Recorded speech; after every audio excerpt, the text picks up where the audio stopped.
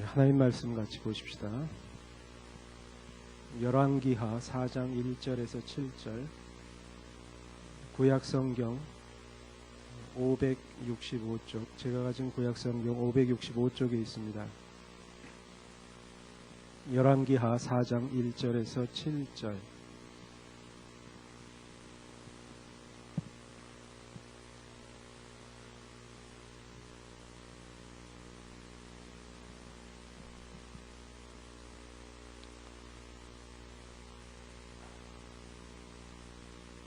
우리 같은 목소리로 읽도록 할까요? 4장 1절 시작. 선지자의 제자들의 아내 중에 한 여인이 엘리사에게 부르짖어 이르되 당신의 종 나의 남편이 이미 죽었는데 당신의 종이 여호와를 경외한 줄은 당신이 아시는 바니이다. 이제 빚준 사람이 와서 나의 두 아이를 데려다가 그의 종을 삼고자 하나이다 하니 엘리사가 그에게 이르되 내가 너를 위하여 어떻게 하랴? 네 집에 무엇이 있는지 내게 말하라. 그가 이르되 계집종이 집에 기름 한 그릇 외에는 아무것도 없나이다 하니 이르되 너는 밖에 나가서 모든 이웃에게 그릇을 빌리라. 빈 그릇을 빌리되 조금 빌리지 말고 너는 내 두 아들과 함께 들어가서 문을 닫고 그 모든 그릇에 기름을 부어서 차는 대로 옮겨 놓으라 하니라. 여인이 물러가서 그의 두 아들과 함께 문을 닫은 후에 그들은 그릇을 그에게로 가져오고 그는 부었더니 그릇에 다 찬지라. 여인이 아들에게 이르되 또 그릇을 내게로 가져오라 하니 아들이 이르되 다른 그릇이 없나이다 하니 기름이 곧 그쳤더라. 그 여인이 하나님의 사람에게 나아가서 말하니 그가 이르되 너는 가서 기름을 팔아 빚을 갚고 남은 것으로 너와 내 두 아들이 생활하라 하였더라. 아멘. 예, 우리는 그 지난 달부터 계속해서 비전에 대해서 드림앤 비전이라는 주제로 말씀을 나눠왔습니다. 그런데 지난 주간에 우리 신정인 선교사님을 모시고 그 선교 특강을 받게 됐죠. 그래서 한 주간 이제 쉬게 되었는데 이번 주간에 계속해서 드림앤 비전을 강론을 할까 이렇게 생각을 하다가 그 부분보다는 지금 현재를 살아가고 있는 우리 동이청 지체들이 몸소 피부로 겪고 있는 부분들을 또 앞으로 겪게 될 부분들을 우리가 함께 나누는 것도 중요하겠다 이렇게 싶어서 본문을 제가 다른 곳으로 정했습니다.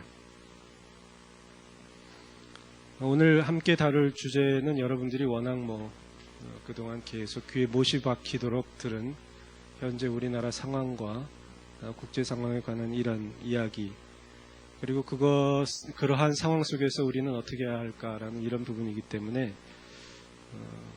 조금 여러분 나름대로 많이 생각하셨으리라 이렇게 여겨집니다. 하지만 오늘 본문 속에서 또한 우리에게 또 주시는 하나님의 말씀이 있으리라 기대를 하게 되죠. 제가 오늘 인터넷을 잠깐 검색을 해봤더니 작년 2008년도 12월 달에 한국 실업자 수가 100만 명을 돌파했고요. 이제 2월 달에 들어서 실질, 그러니까 통계가 아닌 실질 실업자 수가 200만을 넘어섰다. 이러한 이야기를 접했습니다. IMF가 한참 심각하게 되어질 때가 160만 명이었습니다. 실업자의 수가 그때보다 더 실직하신 분들이 많이 있는 상황이죠. 200만을 우리가 본다면 4인 가족 기준으로 한 가족에 4명이 있다고 볼 때 한 사람이 실업을 하게 되면 200만 곱하기 4, 곧 800만 명이 이 실업의 영향을 받게 된다는 뜻입니다. 그리고 앞으로 이제 경제의 그 상황을 분석 기사를 보니까 이제 스태그플레이션이라고 그러죠. 인플레이션은 이렇게 물가가 올라가면서 임금도 상승하고 같이 올라가는 건데, 이 스태그플레이션은 이제 임금은, 그러니까 물가는 올라가면서 임금은 떨어지는. 경기가 살아나는 게 아니라 경기가 떨어지는 이러한 스태그플레이션, 그리고 이제 L자형의 그러한 그 성장 곡선을 갖게 되는 것을 예측하고 있습니다. 제가 10여 년 전에 한국을 떠날 때 그때 저주받은 95학번이라는 그런 얘기가 있었습니다. 근데 지금은 저주받은 05학번, 여러분 가운데 05학번 있습니까? 없습니까? 예? 95학번 있으세요? 예. 그때 저주 가운데 있으셨군요. 이러한 이야기들이 있었어요. 지금도 있고요. 감사하게도 그때는 이러한 그 IMF를 잘 견뎌냈습니다. 그렇게 견뎌내게 된 원인은 이제 1997년에 IMF가 온 다음에 1999년과 2000년도에 IT 버블이라는 것이 있었어요. 그래서 그 미국을 중심으로 해서 IT 산업이 이제 거품 현상이 일어나면서 한국도 동반해서 이렇게 경제가 이제 활성화됐습니다. 그래서 IMF를 겪은 지 몇 년 만에 그 모든 부채를 갚고 다시금 이제 국가가 계속 발전하는 이러한 상황에 있었습니다. 그때는 한국이 IMF지만 전 세계는 그런 그 경제적인 어떤 공황 상태가 아니었다라는 전제죠. 그러나 지금은 좀 다릅니다. 지금은 세계 경제가 같이 동반해서 추락하고 있기 때문에 이번 일을 겪게 되면서 앞으로 이런 IT 버블 같은 이러한 그 경제 화랑이 있을 것인가, 이거는 상당히 의문시 되는 일들입니다. 이러한 얘기들을 여러분들이 계속 들어왔을 것이에요. 이러한 그 상황들은 또 이제 계속해서 이제 2월, 3월 되면 바로 이제 졸업 시즌과 함께 이제 이제 봄이 닥치게 되고 한국의 고질적인 이제 춘투가 시작이 됩니다. 사회가 이제 더 혼란스러운 이런 상황을 맞게 될 텐데, 우리는 엄연히 이러한 현실 속에 살고 있습니다. 지금은 여러분 가운데 어떤 분은 나는 직장이 있으니까 괜찮다 이렇게 생각할지 모르겠지만, 이 사회라는 것은 그렇지 않습니다. 이 서로의 연관, 이 고리관계에 있어서 한쪽의 고리가 끊기면 다른 쪽도 끊기게 되어 있습니다. 그러므로 이것은 결코 남의 일이 아니라는 사실입니다. 문제는 이것입니다. 세계의 이러한 상황, 한국의 상황은 이러한데 중요한 것은 하나님을 믿는 젊은이들은 도대체 어떻게 해야 할 것인가라는 거죠. 이게 중요합니다. 제가 10여 년 전에 그때 청년 지체들에게 했던 이야기도 동의를 했었습니다. 중요한 것은 상황이 아니다. 중요한 것은 바로 그때 어떻게 해야 하는가라는 그런 질문을 던졌어요. 형도 때 어떻게 해야 합니까? 보따리 싸가지고 산으로 도망가야 합니까? 아니면 화염병 들고 길로 나서야 합니까? 아니면 이제 40일 금식 기도를 시작해야 되는 건가요? 도대체 어떻게 해야 하는 겁니까? 이 답을 이제 우리가 찾아야 한다는 거죠. 확실한 한 가지의 그 해결책이 있습니다. 따라서 하시죠. 주의 말씀은 내 발의 등이요 내 길의 빛이니이다. 그렇습니다. 예수 믿는 사람들, 특별히 기독 청년에게 있어서 아주 좋은 그 메리트라고 하죠. 유익과 장점이 있는데 그것은 하나님께서 그의 갈 길을 비춰주시고 그 길을 인도하신다는 사실입니다. 그 세상이 아무리 어렵고 암울하고 경제가 엘이니 스태그플레이션이니 무슨 버블이니 무슨 얘기를 한다 하더라도 하나님의 인도하심을 받는 그 지체들은 하나님께서 그 길에 빛이 되시고 그 길에 등이 되어주신다는 사실이죠. 저는 그것을 10여 년 전에 정말 뼈 깊이 체험을 했고요. 또 중국에서 사역을 하면서 또한 체험을 했던 겁니다. 그러므로 제가 자신 있게 드리는 말씀은 여러분에게도 동일하게 주의 말씀이 여러분 발의 등이요 여러분 길의 빛이라는 사실입니다. 이 사실을 믿으십니까? 그렇습니다. 자, 오늘 본문을 같이 한번 보십시다. 1절, 2절을 보면 우리는 본문에서 한 여인을 만나게 됩니다. 제가 봉독해 드릴게요. 선지자의 제자들의 아내 중의 한 여인이 엘리사에게 부르짖어 이르되 당신의 종 나의 남편이 이미 죽었는데 당신의 종이 여호와를 경외한 줄은 당신이 아시는 바니이다. 이제 빚준 사람이 와서 나의 두 아이를 데려가 그의 종을 삼고자 하나이다 하니 엘리사가 그에게 이르되 내가 너를 위하여 어떻게 하랴? 네 집에 무엇이 있는지 내게 말하라. 그가 이르되 계집종의 집에 기름 한 그릇 외에는 아무것도 없나이다 하니. 본문을 통해서 우리가 당시의 그 상황을 잠시 그려보도록 하십시다. 이 여인은 어떤 여인이었느냐? 남편이 선지자의 생도였던, 오늘날로 보면 신학생이었던 그러한 여인이었습니다. 그 남편은 상당히 신실한 믿음을 가지고 있었던 모양입니다. 그래서 그 사실에 대해서는 이 엘리사도 인정을 하고 있었습니다. 이 여인은 남편의 성직 활동을 뒷바라지하면서 정말 열심히 생활을 했습니다. 그런데 그토록 의지하며 살았던 그 남편이 숨을 거두게 된 것입니다. 그 어려운 삶을 영위하기 위해서 그 여인은 빚을 지게 되었어요. 빚을 지게 되면 반드시 갚아야 되지 않습니까? 근데 갚을 돈이 없는 거예요. 그러니까 그 빚쟁이가 이제 너 갚을 것 없으니까 네 아이를 내놔라. 네 아이를 노예로 내가 팔겠다. 이렇게 이야기를 하는 거죠. 이 여인은 이제 완전히 삶의 그 막다른 골목에 다다르게 되었습니다. 자, 저와 여러분이 그 여인의 상황이라고 생각해 봅시다. 남편이 죽었어요. 그리고 뭐 집안에 어떠한 재산도 사실은 없습니다. 빚밖에 없는 거예요. 그 빚도 갚지 못해서 자기 아이를 노예로 줄 수밖에 없는 이런 정말 기가 막히고 절박한 상황이었습니다. 이제 그녀에게 남은 것이라고는 기름 한 병, 뭐 그거를 먹는다고 얼마나 배가 부르겠어요. 그거 한 병 남은 삶의 막바지에 다다른 여인이었습니다. 자, 이 상황 참 답답한 상황이죠. 그런데 이 상황과 여러분의 상황을 한번 비교해 보십시오. 또 지금 한국의 이런 사회상을 한번 비교해 보도록 하십시다. 이 사건이 지금부터 한 2800년 전에 일어났던 사건인데요. 저는 이것이 단지 그때만의 일이라고 생각하지 않습니다. 바로 저와 여러분이 겪고 있는 상황이고 또 앞으로 한국 사회가 겪게 될 상황이라는 것입니다. 이제 지금은 1, 2월이라 괜찮아요. 그러나 3, 4월 때 되면 상황은 달라집니다. 이제 이 직업을 잃게 된 사람들은 이제 밖으로 나오게 되어 있어요.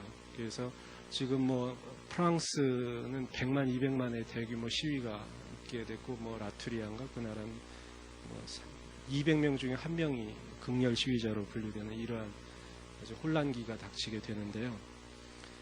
한국이 그래서는 안 됩니다. 하지만 그러한 것을 충분히 예상할 수 있는 그런 상황이죠. 특별히 저는 우리 그 젊은 세대를 보면서 이런 그 생각을 합니다. 지금 사실 한국에서 성공하려면 가문 좋고 뭐 집안 뭐 부자하고 뭔가 있어야 된다라고 생각하죠. 하다못해 뭐 재산이라도 조금 있든지 혹은 뭐 영어라도 좀 유창하게 한다든지 뭐 이런 몇 가지가 있어야 된다고 하지만 저와 여러분을 솔직히 까놓고 생각해 보도록 합시다. 내놓고 정말 나는 정말 이것은 괜찮아라고 하는 것들이 과연 무엇이 있겠는가라는 거죠. 어떻게 보면 이 가운데는 당시에 엘리사를 만났던 그 여인과 같은 그러한 마음을 가진 지체들도 있을지도 모르겠습니다. 그렇다면 오늘의 본문은 그분을 위한 말씀이라는 것을 꼭 기억하십시오. 자, 이제 본문으로 돌아갑시다. 여인은 이러한 고통을 엘리사 선지자에게 이야기합니다. 그러자 이제 엘리사가 묻습니다. 집에 도대체 무엇이 있느냐라는 거죠. 자, 그 여인은 기름 한 병밖에 없다고 얘기를 하죠. 그러자 엘리사는 참 기가 막힌 말도 안 되는 그런 지시를 하나 내립니다. 우리 3절 4절 같이 한번 읽어볼까요? 시작.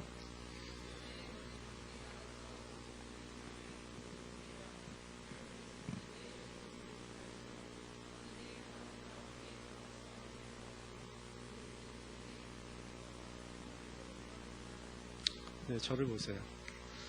자, 기름이 한 병 있습니다. 그런데 너는 가서 그릇을 빌려오래요. 그래서 그릇을 한 10개 빌려왔다고 합시다. 이만한 그릇들을. 근데 기름병이 지 아무리 커봐야 얼마나 크겠습니까? 뭐 이 정도 크다고 하죠. 그래서 그거를 갖다가 콸콸콸콸 쏟고 뭐 하나 찼다고 하죠. 두 번째 쏟다가 똑 떨어지면 세 번째 그릇에 담을 기름이 있을까요? 없을까요? 없는 게 당연한 거죠. 마치 이런 것과 똑같습니다. 너 지금 얼마 있냐 돈이 막 뒤져보니까 3만 원 정도 있어요. 그러니까 그래? 너 그러면 앞에 집 뒷집 다 가서 그 007 가방 혹은 뭐 있는 가방 있는 대로 다 빌려와. 여기 은혜네 집에 있는 가방, 뭐 윤선의 집에 있는 가방, 영민이 가방 다 빌려와가지고 거기다가 돈을 채워. 그렇게 지시한 것과 마찬가지입니다. 영민 형제, 제가 영민 형제에게 그런 요구를 했다면 집에 주머니 3만 원 있는데 너에게 돈이 얼마 있느냐? 예, 3만 원입니다. 그럼 너 여기 가방 빌려가지고 돈으로 채우라. 영민이는 그렇게 이야기하는 저에 대해서 어떠한 생각을 갖겠습니까? 푹?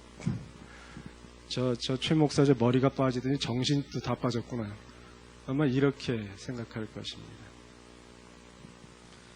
이게 말이나 되는 요구입니까? 이걸 지시라고 하는 겁니까 도대체? 예? 기름 한 병 있는 데다가 그릇 갖다 놓고 네가 채워라라고 하니까 이게 어디 선지자가 할 얘기가 아니잖아요. 그렇죠?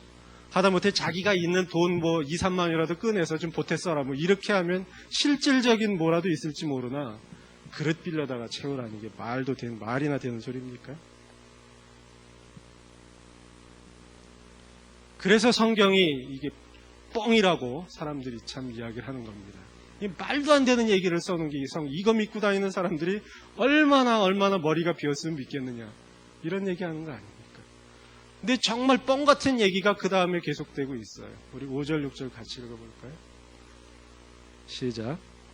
여인이 물러가서 그의 두 아들과 함께 문을 닫은 후에 그들은 그릇을 그에게로 가져오고 그는 부었더니 그릇에 다 찬지라.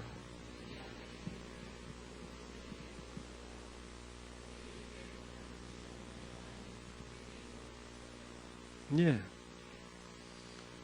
정말 말도 안 되는 이야기가 기록되어 있습니다. 여기에. 전 세계 인구 가운데 가장 많은 사람들이 구입했고 가장 많은 사람들이 읽고 가장 많이 출판된 책 그리고 가장 역사적이라고 인정된 책 그 책에서 말도 안 되는 뻥이 기록되어 있다 이런 얘기예요. 동훈 형제 이거 뻥 아니에요 이거? 어떻게 그럴 수 있나요? 이게 말이나 되는 소리입니까? 그래서 이 여인이 그릇을 빌려왔어요. 아마도 그때 제가 그 여인이었다면 그 그릇에 그 기름에 그 병에 든 기름의 양을 생각하면서 대충 빌려왔을 수 있다. 이런 생각이 듭니다.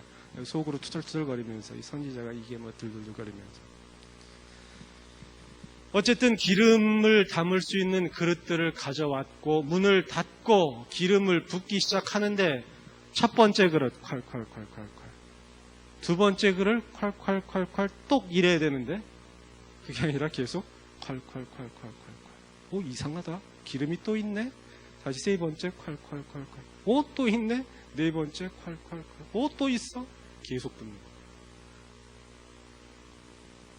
오병이어가 어떻게 일어났나 그렇게 봐요 사람들이 오병이어 예수님이 예?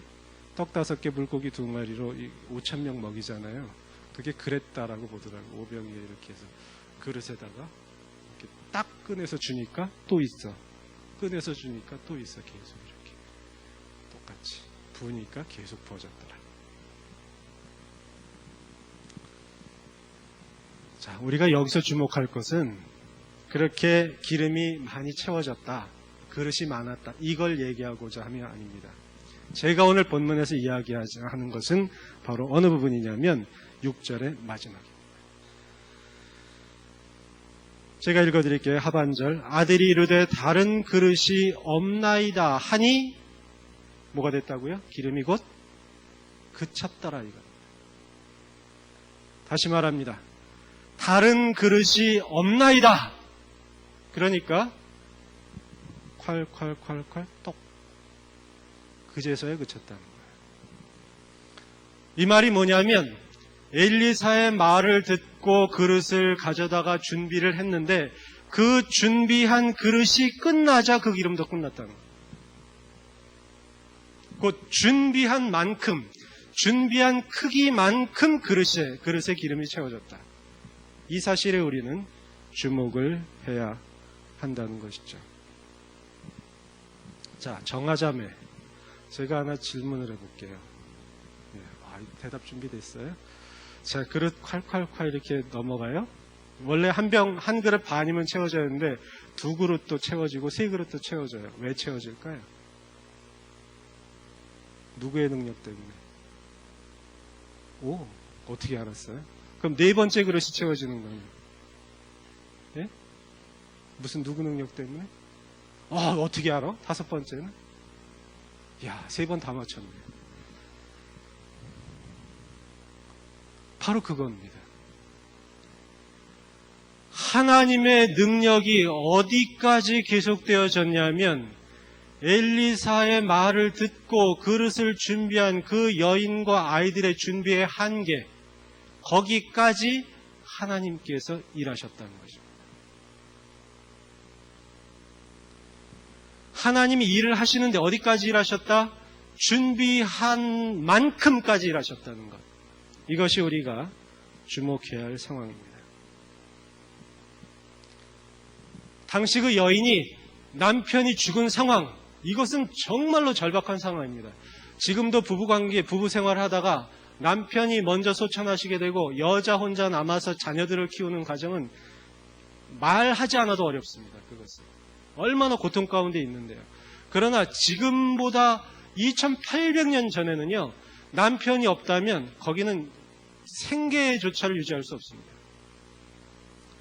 그런데 빚까지 있었어요. 자기의 2 아들마저도 노예로 팔을 수밖에 없는, 강제로 데려갈 수밖에 없는 절박한 상황이었다는 거죠.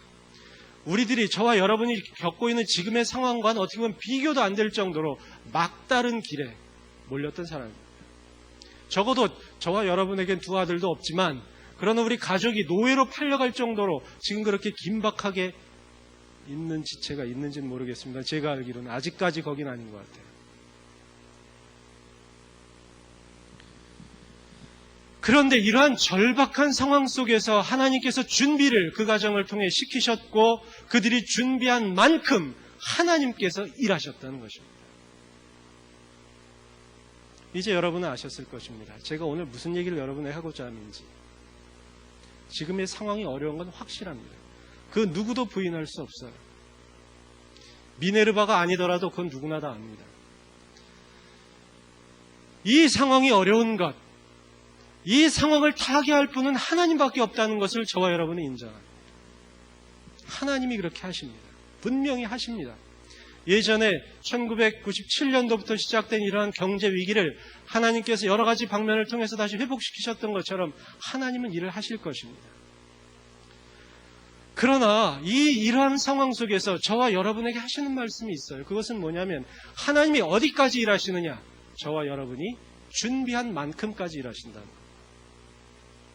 그 준비한 만큼이라는 것을 우리들의 아주 어려운 신학적 용어로 바로 믿음이라고 합니다.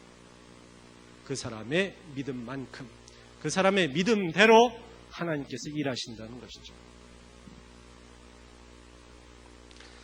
그러므로 이 시간에 우리가 주제로 삼아야 할 말씀은 따라서 하시죠. 준비하십시오. 바로 지금의 시대가, 바로 지금의 시기가 어떠한 시기냐면요, 두려워하는 시기가 아닙니다. 지금은 걱정하고, 그래, 스태그플레이션이 와, 에리야, 앞으로 춘투가 와, 나라가 복잡해, 이거 어떡하지? 이렇게 해서 벌벌 떨어야 할 시기가 아니고, 성경이 저와 여러분에게 하는 말은 뭐냐면 바로 준비할 시기라는 것입니다. 지금은 준비해야 할 때. 마치 그 여인이 기름을 채우기 위해서 그릇을 빌리러 다니며 준비하는 것처럼 저와 여러분도 준비해야 할 시기다. 바로 이것이 이 밤에 하나님께서 저와 여러분에게 주시는 말씀입니다. 자, 이제 그러면 그 다음 질문이 있겠죠. 도대체 뭘 어떻게 준비하라는 것이냐? 우리도 그릇 빌리러 다녀야 되나요? 아니면 007 가방 빌리러 돌아다녀야 되나요? 아니잖아요. 도대체 뭘 준비해야 합니까? 본문이 두 가지를 알려줍니다. 첫째, 따라서 하시죠. 하나님에 대한 준비. 그렇습니다. 하나님에 대한 준비입니다.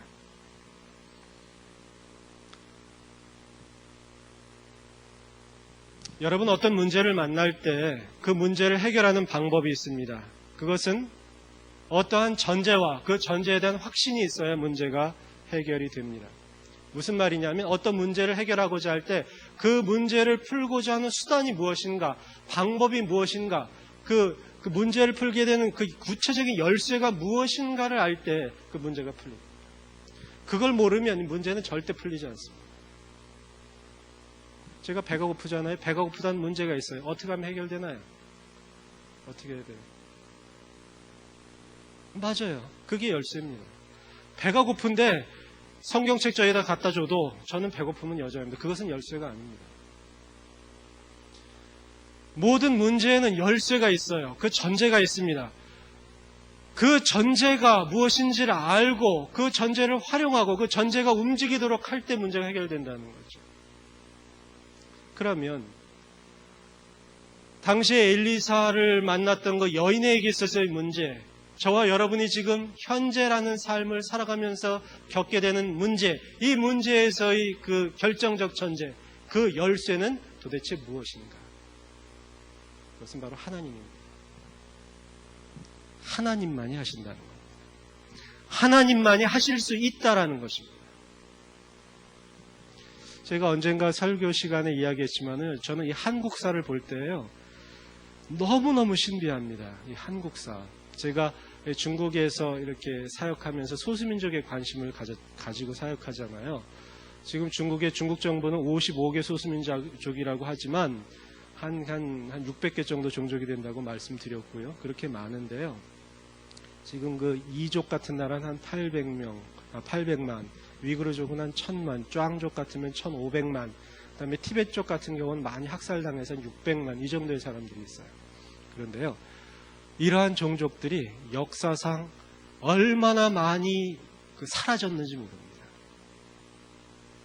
이 한족들에게 밀려가지고요, 그 민족이 그냥 없어져 버렸어요. 어디론가 없어져서 그냥 흡수동화된 민족들이 굉장히 많습니다. 한족의 위력이 그렇게 강하더라고요. 근데 한국민은요, 바로 중국하고 붙어 있는 나라예요. 지금 여러분 저쪽에 그 만주, 지금 어디예요? 그 하얼빈이나 장춘이는 거기가 만주 땅 아닙니까? 거기가 만주족이 살던 청나라, 금나라 땅이잖아요. 지금 거기가 그 사람이 만주족들이 살던 데거든요. 지금 만주족은 국가가 없어요. 자신의 언어, 문화, 독특한 거 다 가지고 있었어도 지금은 없어져 버렸습니다. 왜? 한족이 먹었거든요. 그런데 이 한국은요, 바로 옆에 붙어 있었어도 그러지 못했어요.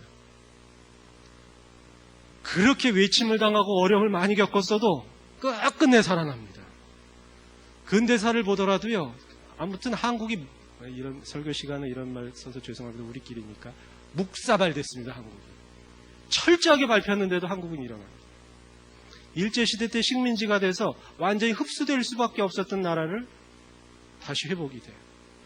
지난번 경제위기 때 막 언제야, 박정희 대통령 그때 어려울 때, 경제가 막 오일 쇼크로 떨어질 때 중동붐 딱 일으켜 놓죠. 뭐 먹고 살 거 팔 거 없을 때 베트남 전쟁 일으켜가지고 막 이쪽에서 산업 일어나기 위해서 지금 경제 기반 닦죠. 아까 말씀드린 대로 IMF 딱 일어나니까 IT 버블 딱 있어가지고 일어나게 하죠. 그 어떤 고난이 있을 때 하나님이 적시해서 빵빵빵 터뜨려줍니다. 이게 바로 대한민국. 저는 이러한 그 한국의 역사를 보면서 하나님이 사랑하시지 않으면 이게 있을 수 없다, 이런 생각을 해요. 그 결과가 어떻게 되어졌냐면 제가 늘 말씀드리잖아요. 이건 선교 역사상 있을 수 없는 일입니다. 전 세계에서 그렇게 잘 살고 믿음 좋고 한다는 나라가 그렇게 많은데 선교사가 교단 선교부로는 한국이 1위예요. 교단 선교부로는. 선교사 숫자로는 미국이 1위지만 그렇게 하나님이 인도하신 나라입니다. 제가 왜 이 말씀을 드리느냐? 상황이 어려운 것은 누구나 인정합니다. 저도 인정하고 여러분도 인정하는 것입니다. 그러나 우리가 이러한 일을 당할 때 지금의 시기가 두려워할 시기가 아니라고 말씀드렸어요. 준비해야 할 시기이다. 무엇에 대해서 준비해야 되냐면 바로 하나님에 대해서 준비해야 한다는 것입니다. 하나님에 대한 준비란 무엇이냐면 하나님이 일하실 수 있도록, 하나님이 움직여 주실 수 있도록, 하나님께서 이러한 모든 어려움들을 붙잡고 흔드시면서 그의 살아계심을 나타나게 할 수 있도록 우리가 준비해야 한다는 것입니다. 여러분의 삶에서 어떠한 막힌 부분들이 있습니까? 여러분이 도저히 해결하지 못하는 그러한 것들이 있나요? 하나님께서 일하시도록 준비해야 합니다. 그러할 때 여러분이 도저히 해결할 수 없었던 여러분 자신의 문제가 하나님 앞에서 해결되어지게 되어 있습니다. 그것이 바로 성경이 이야기하는 바이고 한국 역사가 이야기한다고 저는 믿습니다. 그러면 하나님께 대한 준비를 본문에서 무엇이라고 이야기하고 있나요? 4장 1절을 보면은요, 이 여인이 엘리사 선지를 만나요. 저는 엘리사 선지를 보면 참 위로를 받는 게 엘리사 선지자가 대머리였대요. 머리가 없었대. 그래서 이 선지자가 참 그 머리가 없으면 또 영역도 있을 수 있나 없나 몰라. 아무튼 엘리사 선지를 보면은요, 누가 주여 그랬어 지금. 동원이 하나님의 축복이 있을지어다. 맞아요? 그냥 사람이에요. 그렇잖아요? 엘리사 선지자라고 뭐 눈이 5개였겠어요? 머리가 2개였겠어요? 똑같은 사람이죠. 그런데 이 여인은요, 자신의 상황에 대해서 엘리사 선지자에게 이야기합니다. 내가 지금 나의 남편이 죽었고 내 남편이 믿음 좋은 건 당신이 압니다. 그러나 나의 아들이 지금 노예로 팔리게 되었습니다. 도대체 이러한 상황에서 어떻게 해야 합니까? 엘리사 선지자가 묻죠. 너한테 뭐가 있느냐? 그때 가령 제가 그 여인이었다면 도와주지 않을 거면서 뭐 그런 걸 묻고 그래. 이럴 수 있을지 모르나 이 여인은 기름 한 병이 있습니다라고 또 겸손히 이야기합니다. 왜 그랬을까요? 그것은 엘리사 선지를 통하여 하나님을 보았기 때문입니다. 곧 엘리사 선지자에게 자신의 상황을 소상하게 이야기한 것은 바로 엘리사 선지를 통하여 하나님께 소상하게 자신의 삶을 이야기했다는 뜻입니다. 이것이 바로 하나님에 대한 준비입니다. 저와 여러분이 해야 할 일이 있어요. 그게 뭐냐면 여러분의 상황을요, 하나님께 소상하게 하려는 일입니다. 소상하게 가리지 말고 체면 차리지 말고 있는 그대로 내가 그동안 겪어왔던 아픔들, 내가 지금 해결하지 못하고 끙끙거리는 것들, 그리고 내가 지금 이러한 일로 인해서 앞으로 겪게 되면 어떻게 할까 두려워하는 이러한 것들을 소상하게 아려는 작업. 그래서 하나님이여 나로 하여금 도대체 어떻게 하기를 원하십니까? 라는 것을 묻는 작업. 너 기름 한 병 있냐? 그럼 가서 그릇 빌려와라. 이렇게 황당한 지시를 해도 그래요. 제가 그러면 하나님께서 일하실 것을 믿고 그릇을 준비해 오겠습니다. 너 가서 007 가방 다 빌려와. 그러면 그래요. 그게 아무리 뻥 같은 소리를 하더라도 내가 빌려오겠습니다. 라고 빌려오는 작업. 이러한 작업이 바로 하나님께 대한 준비라는 것입니다. 저는 토요 예배의 의미를 어디에서 잡냐면 바로 이러한 부분에서 잡습니다. 저도 그렇지만 여러분도 무지하게 바쁜 사람들입니다. 제가 이 LTC 하면서 LMT 보면 여러분들처럼 바쁜 사람이 없어요. 정말 바쁘더라고요. 보면은 너무 바빠서 기도할 시간이 없어. 기도 이런 거 찾아보려면 한참 봐야 돼. 어디 있지?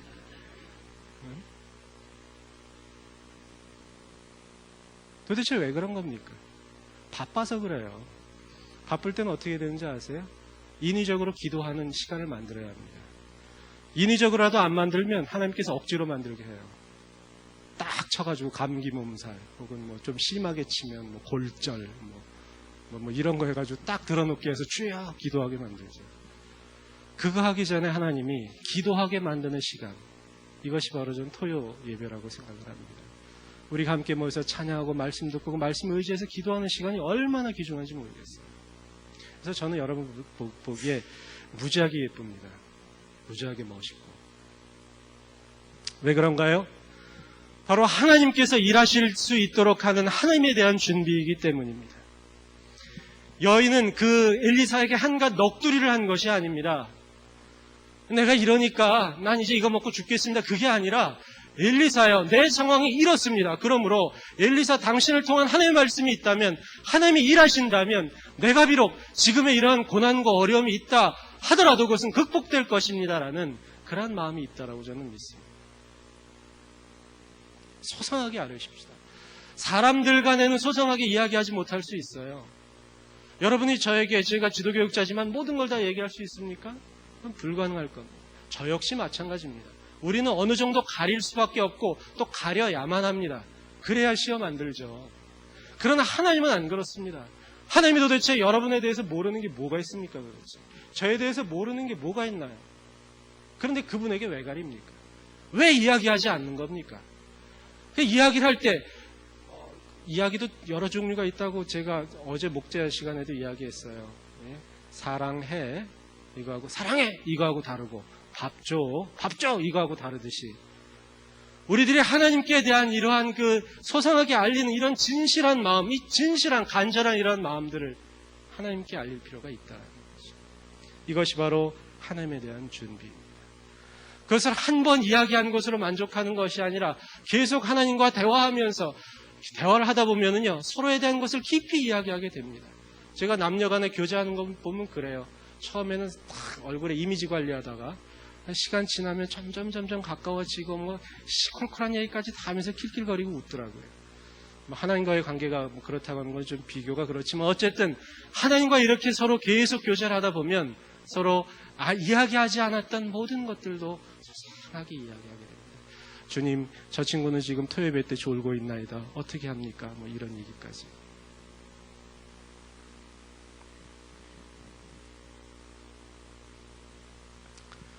다시 말씀드립니다. 여러분 삶 속에서 일어나는 일에 대해서 두려우십니까? 지금의 한국의 경제 상황이나 세계의 어떤 상황을 이야기하는 이런 매스컴의 이야기들, 이런 거 듣고 마음에 위축감이 있습니까? 그것은 중요한 것이 아닙니다. 왜냐하면 그것이 사실이라 할지라도, 비록 그것이 사실이지만 그 사실보다 뛰어난 존재, 그 사실을 통제하고 능히 파괴시킬 수 있는 존재, 그 존재인 하나님이 계시기 때문입니다. 그 하나님이 바로 저와 여러분의 하나님이기 때문입니다. 저와 여러분이 바로 그분의 아들과 딸들이기 때문입니다. 두 번째 준비할 것이 있습니다. 따라서 하시죠. 소유한 것에 대한 준비. 왜 이렇게 안 따라요? 소유한 것에 대한 준비.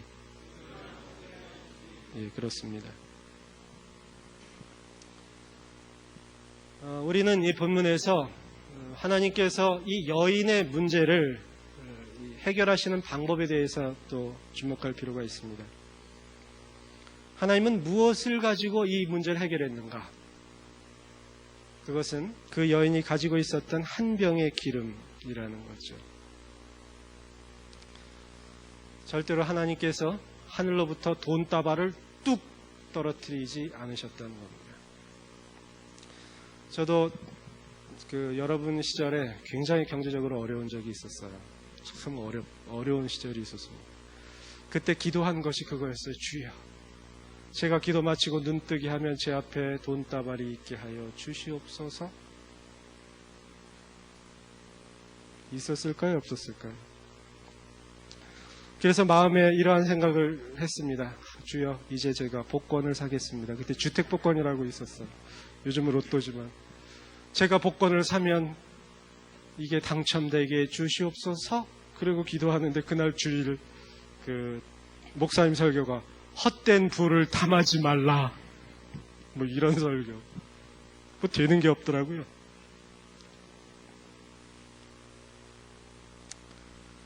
이 여인이 엘리사에게 나에게 기름 한 병밖에 없나이다. 기름 한 그릇 외에는 아무것도 없나이다라는 고백은 무슨 이야기냐면 기름 한 그릇 외에는 이라는 말 속에는 이런 의미입니다.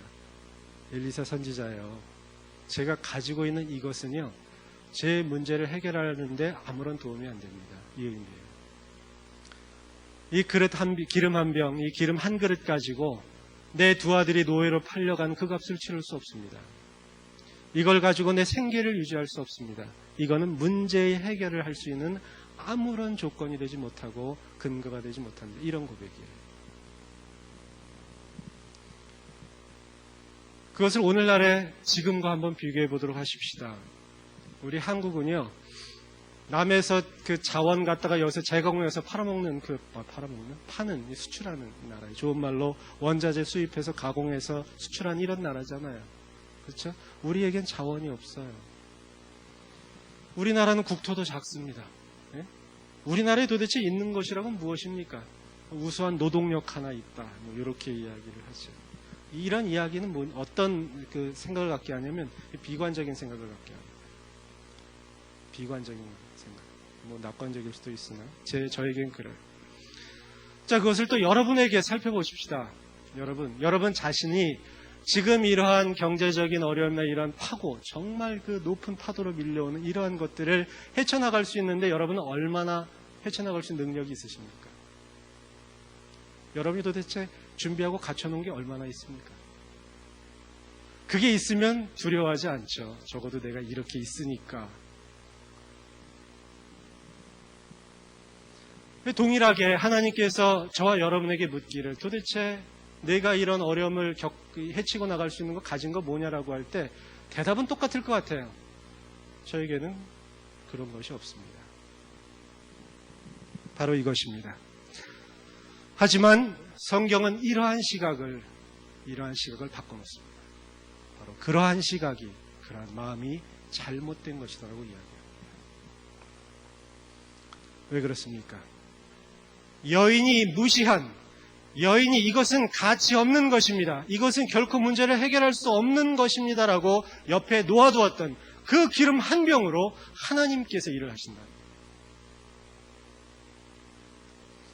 이 여인이 아무렇게나 취급했던 그것을 가지고 하나님은 일하신다는 것이죠.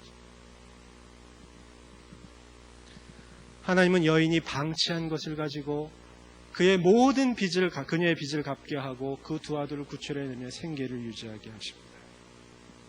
무엇을 말합니까? 여기 보세요. 더 이상, 이제 끝나니까 조는 분 깨시고. 저 보세요. 그 가정에, 여인의 가정에 하나님은 그 기름 한 병을 주셨어요. 정말 보잘것 없는 겁니다. 그것과 마찬가지로 하나님은 저와 여러분에게 누구에게나 기름 한 병을 주셨습니다. 누구에게나. 그 기름 한 병은 어떠한 특성이 있냐면 내가 무시하는 것들이에요. 또 내가 보기에 이거는 문제 해결이 안 됩니다라고 하는 거예요. 나는 이게 별로 준비가 안 된 거고 이것을 가지고는 지금 내 문제를 해결할 수 없습니다라고 생각하는 그러한 기름 한 병들을 다 주셨다고요. 왜냐? 우리 하나님은 공평하신 하나님이기 때문에 그렇습니다. 다 주셨어요. 문제는 내가 그것을 무시하고 놓아두고 있기 때문이다라는 거죠. 이제 주님께서 하신 말씀이 있습니다. 바로 기름 한 병을 사용해라는 것이죠. 기름 한 병을 사용해라. 내가 방치하고 있고 놓아두었던 그 기름병을 들어라 이겁니다. 그리고 그것으로 그릇을 채워라라는 것이에요. 이 시간에 여러분에게 주시는 성령님의 말씀이 있습니다. 이걸 꼭 생각하십시오. 그렇다면 하나님은 나에게 어떠한 기름 한 병을 주셨는가? 그것을 물어보십시오. 그리고 하나님께 그 기름 한 병을 사용하도록 기도하십시오. 이 얘기를 뻥으로 들을 수 있습니다. 그 기름 한 병을 사용해서 모든 그 빌려온 그 그릇을 채울 것이란 이 말씀을 뻥으로 들을 수 있습니다. 왜? 이게 뻥으로 우리가 들었기 때문에. 그러나 하나님은 이 뻥으로 들리는 말씀을 사용하셔서 그 여인을 살리셨습니다. 동일하게도 저와 여러분을 하나님께서 살리십니다. 무엇을 가지고? 여러분에게 하나님이 주신 그 기름 한 병을 가지고. 그것을 통해서 하나님께서 살아계심을 나타내신다는 거죠. 그것을 통해서 하나님이 영광을 받으시는 겁니다. 그 기름 한 병을 준비하고 우리가 이제 해야 될 것이 그 기름 한 병을 사용하기 위해서는 그릇을 준비하는 거라고 그랬잖아요. 그것을 여러분 이제 준비해 나가야 합니다. 채워야 하니까. 여러분 몇 개를 준비하시겠습니까? 여러분이 5개를 준비합니까? 그러면 하나님이 여러분에게 주신 기름을 5개까지만 쓰십니다. 5개까지만 딱 끊겨지게 한다는 거죠. 여러분 이것을 10개까지 준비하십니까? 그러면 10개까지 딱 쓰십니다. 여러분이 5개가 아니라 5만 개를 준비하십니까? 그렇다면 5만 개를 다 채우십니다. 우리 주님은 그럴 능력이 있으신 분입니다. 여러분 이것을 5억 개를 준비하십니까? 5억 개를 채우실 수 있는 분.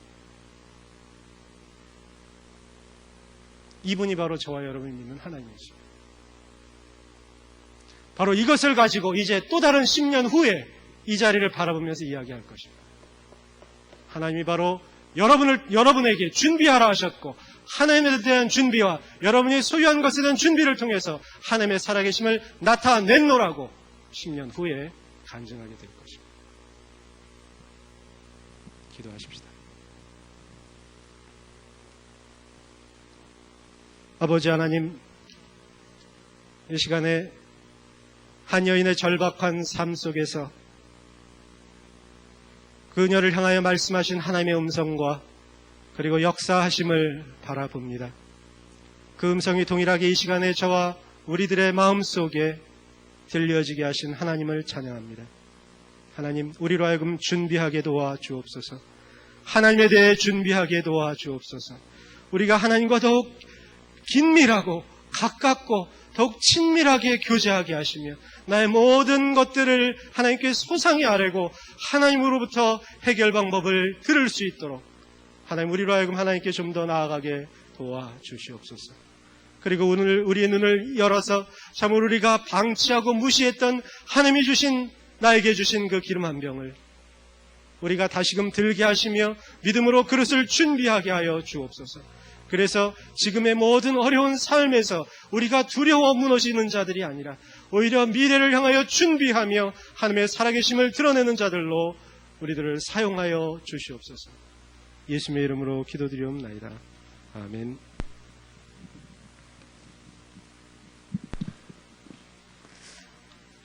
우리 함께 찬양 하나 같이 했으면 좋겠습니다. 모든 상황 속에서 주를 찬양할지라. 우리 함께 고백하며 나가고 싶습니다.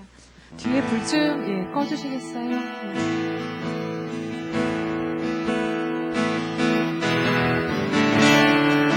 모든 상황 속에서 주를 찬양할지라.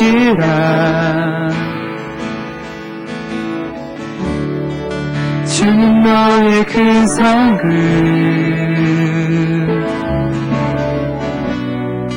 큰 도움이시라.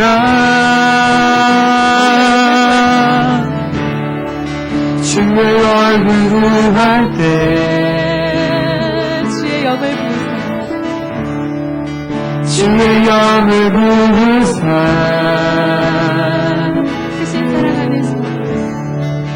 크신 사랑 안에서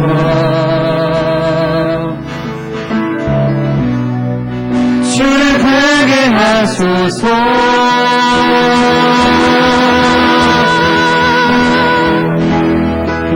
내 영혼이 확정되고 확정되어 싸우니 믿음에 눈들어 주를 바라봅니다. 내 영혼이 확정되고 확정되어 싸우니 믿음에 눈들어 주를 바라봅니다.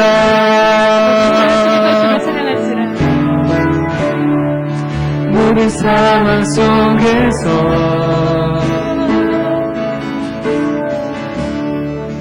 주를 찬양할지라. 주님은 우리의 큰 상급이십니다. 주님 너의 큰 상급